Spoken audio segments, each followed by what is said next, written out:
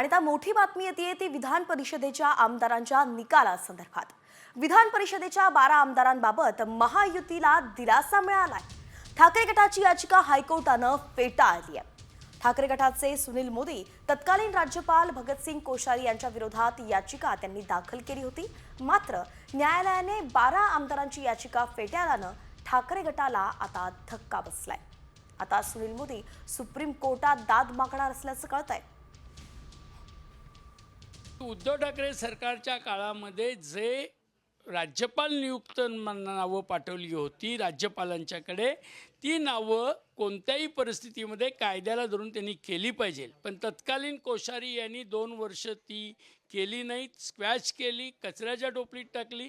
हे घटनेच्या विरुद्ध आहे। हे आम्ही कोर्टासमोर दाखवलेत, दाखले दिलेत, निर्णय द्यायचे काही हवाले दिलेत, तरी देखील कोर्टाने आमची याचिका फेटाळली आहे। मी सुप्रीम कोर्टामध्ये जाण्याचा निर्णय घेतला आहे।